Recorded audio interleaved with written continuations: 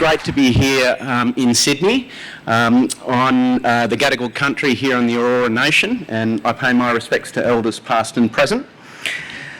As Warren said, my name's Andrew Cowan, and I have the privilege of being the Territory's Investment Commissioner.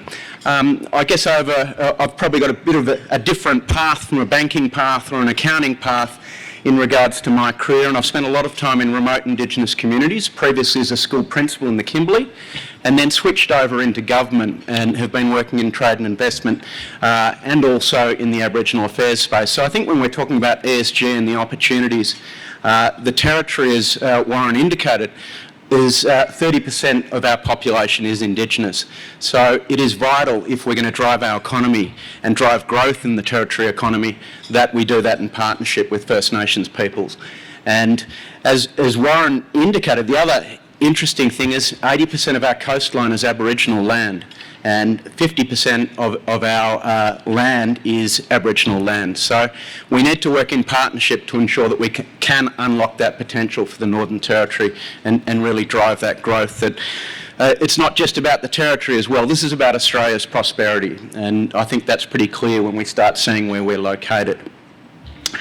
The other thing, just a quick thank you to Kirk and the team at TrueNorth. It's great to have so many people together and an opportunity to share one part of Australia's story. So I just want to go back, this was in the video, and I think this is probably where we stopped in that top right-hand corner. But it's just so important to get a better understanding of the strategic location. You can see there 56% of our population globally is on our doorstep. Now we do laugh in the Territory. We hop on a plane, and fortunately we've got direct flights coming back to some locations post-COVID, but you know, I can hop on a plane as I did yesterday, 4.5 hours, and then we get access to that east coast, and we've got about 20 million people there. So, you know, that's a pretty good market when you're sitting in the Territory and you've got 250,000 people. But if I was to fly that same distance going north, I'm accessing 500 million people.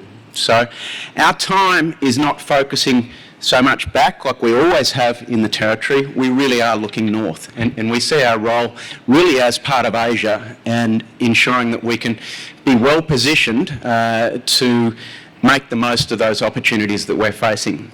Now the technology, even though it didn't work, that is really important to us.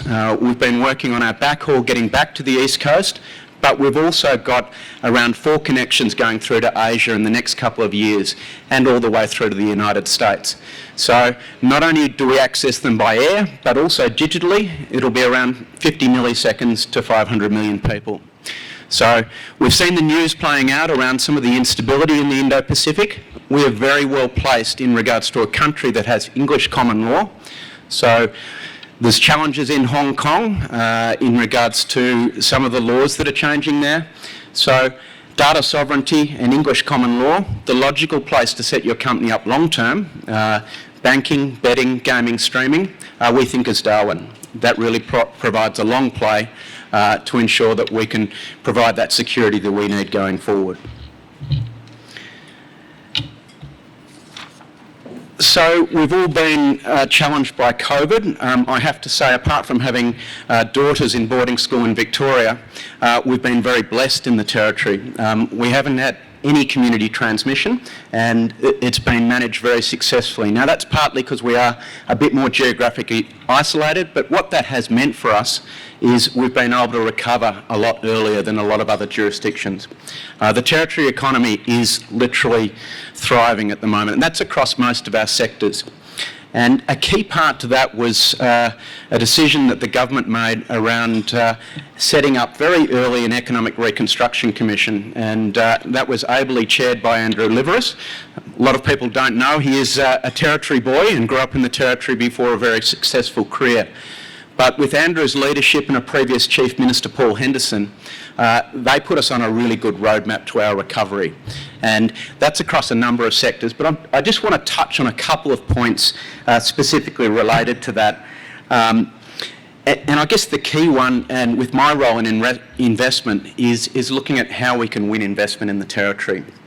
Historically, as a jurisdictional government, we've probably been quite patient for proponents to come to us. And then we've offered facilitation services to businesses who've arrived on our doorstep.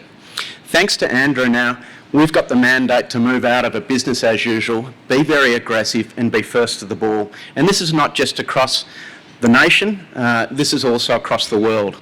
And this is a really easy job when you have such amazing resources in the Northern Territory. So, and clearly some very strong strategic and geographic advantages that can't be taken away from us as a territory. So you can see there up on the slide, a big focus of that report was looking at how we can grow our territory economy.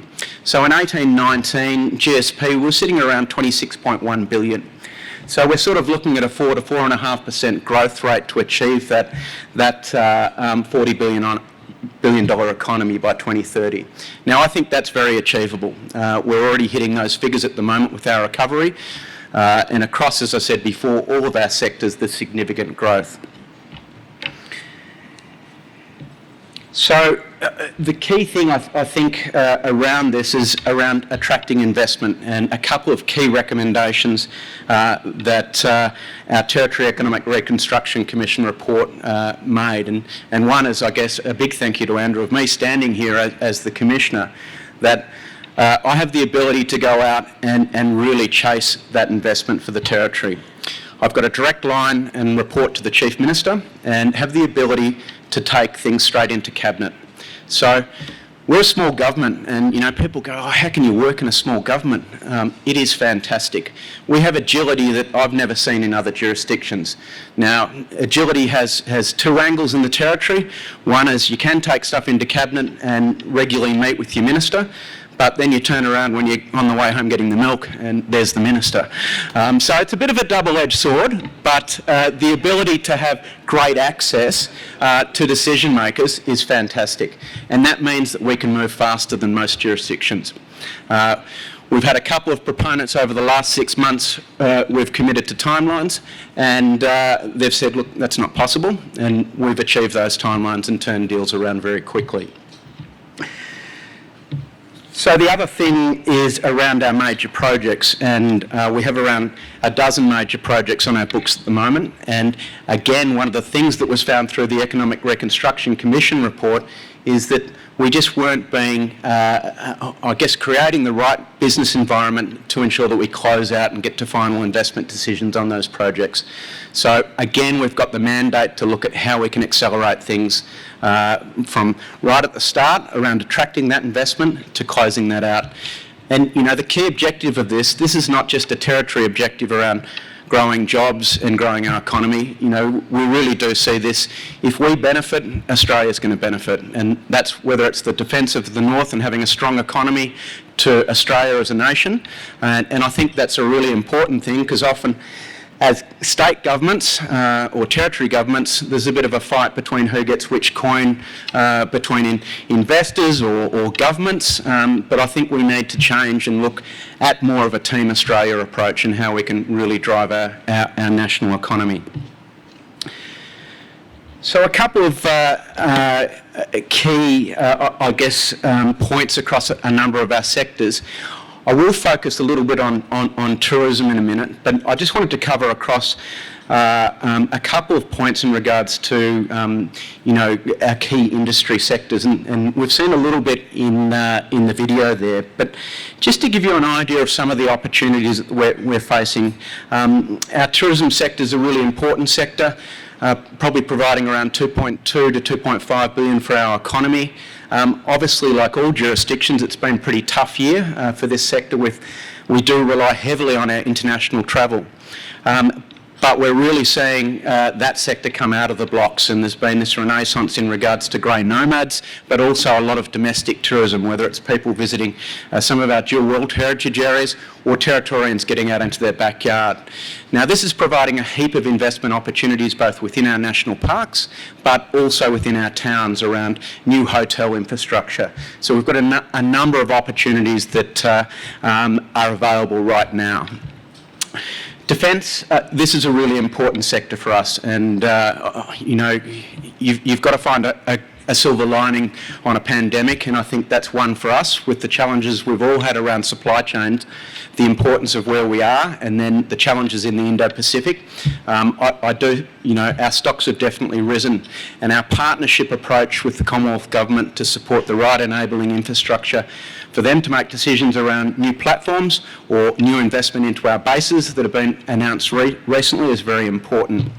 So we've got around $8 billion over the next 10 years and probably another $12 billion that's proposed over the following years. Now, I think this is going to accelerate with what's happening in the Indo-Pacific, so there's going to be significant opportunities in the defence and national security space.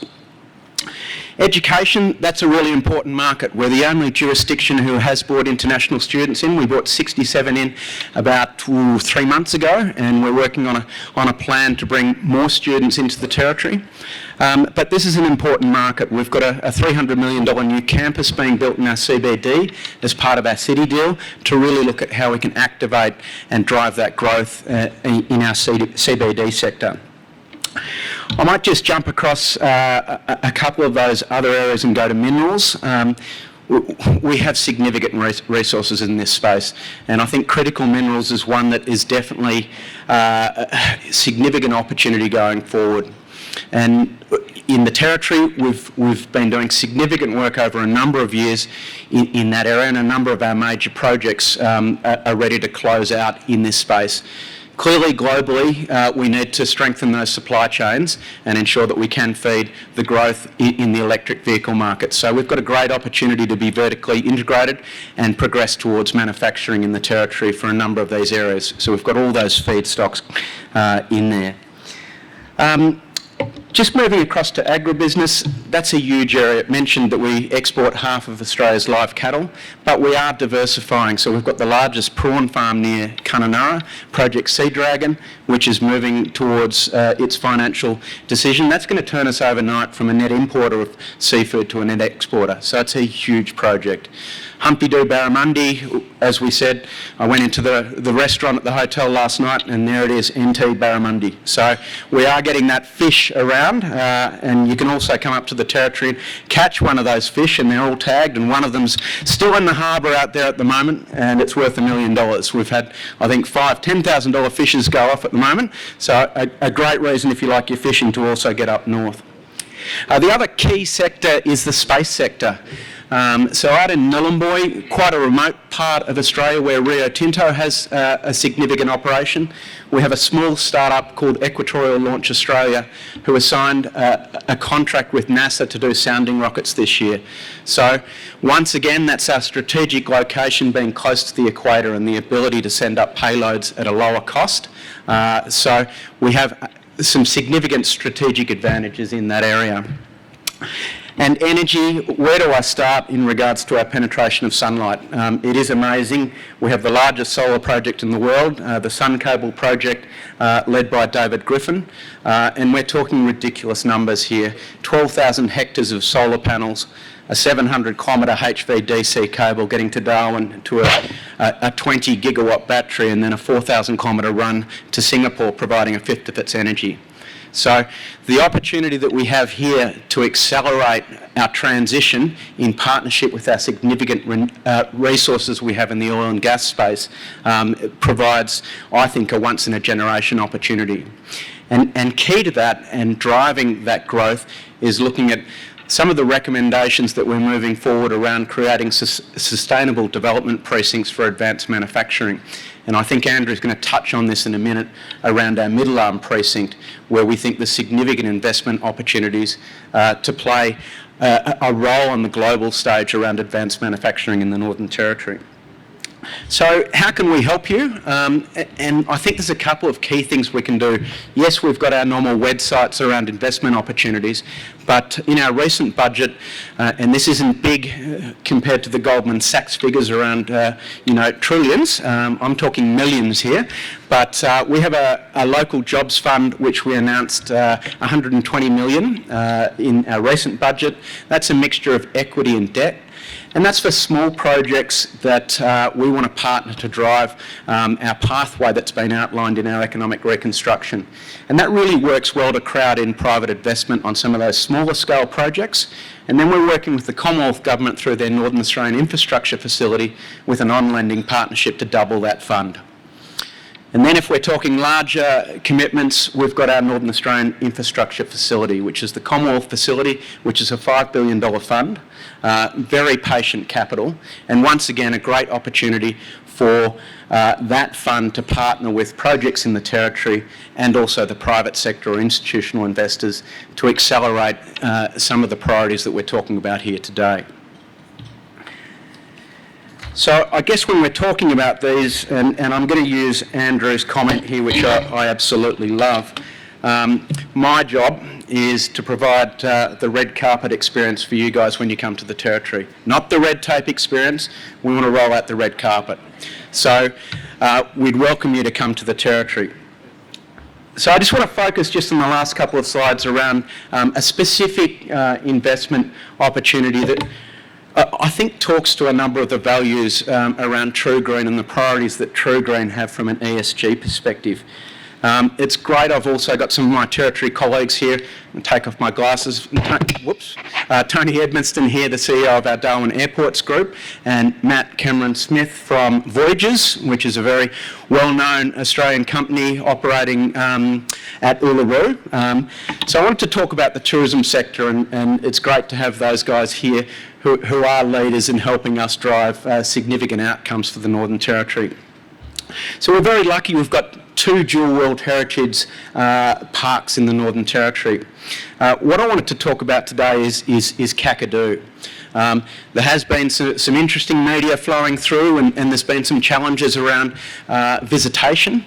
Unfortunately, it's been significantly underinvested for a number of decades.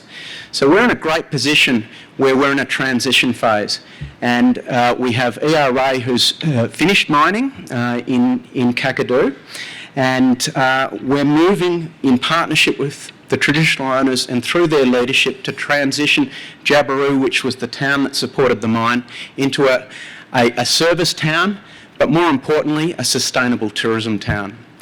So very shortly, we'll be seeing an announcement around the handback of that land to the traditional owners. And what I'm going to talk about is their vision for the future. So back in 2019, we signed an MOU to support that transition with ERA, the Commonwealth Government, the Northern Territory Government, and the traditional owners, the Mirarr people. I've got a great photo here of a few ministers from and the CEO of ERA and the traditional owners there.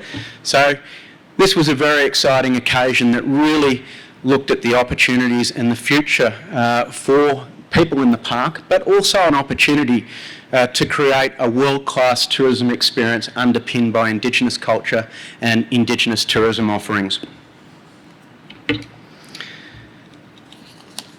So as I said, this whole transition has been underpinned by the vision of the traditional owners. So a world-leading, ecologically sustainable, economically and socially vibrant community where traditional Aboriginal culture, all people and that natural environment flourish.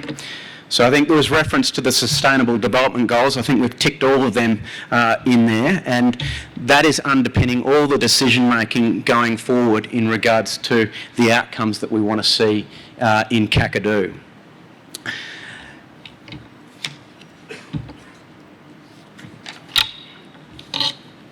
So when we're talking about opportunities to invest or government's got ideas around how they'd like to transition a town or an economy, it's very rare that you start at the place where you have strong commitments from both levels of government.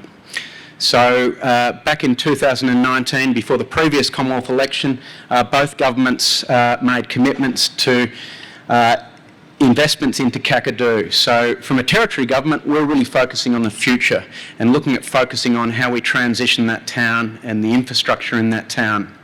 So we've been upgrading our essential services. We're building a new hybrid power station in line with the values the traditional owners have. We're building a new clinic which will support the health outcomes of traditional owners and all visitors into the park. We're building new education facilities to ensure we can attract and retain high-quality staff into Kakadu.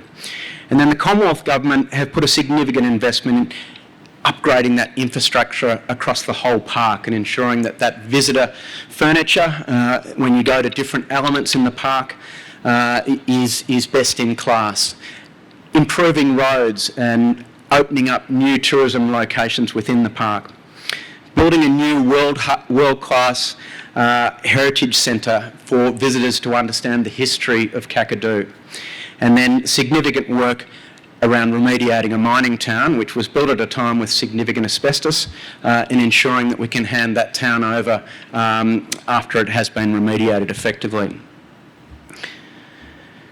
So there's a number of investment opportunities that we'll be talking about as we go forward, and we're probably talking a timeline. We've been doing significant work over the last 2 years, but we'll be running a market-based process around a number of these opportunities around about the start of 2022. And there's not many times where you can say, hey, here's an opportunity to put a 5-star hotel in a dual World Heritage Park. So I think this is a very exciting opportunity, and we know that whether it's Uluru or Kakadu, the importance of having high quality infrastructure to support visitation, specifically our international market, is vital for driving growth in that park. So we've been doing detailed planning with a Sydney company, the Stafford Group, who've been looking at what does the market want around a 5-star lodge and some glamping. We're looking at wellness and a day spa. We're looking at infrastructure or investing in a new airport. Now, once again, some of this investment will be underpinned and de-risked by both governments, which, you know, it is quite a remote location, so I think that's important to ensure that we do de-risk that and crowd in the private sector investment. I mentioned the World Heritage Interpretive Centre, and we're also looking at new government infrastructure with long leases and new retail spaces.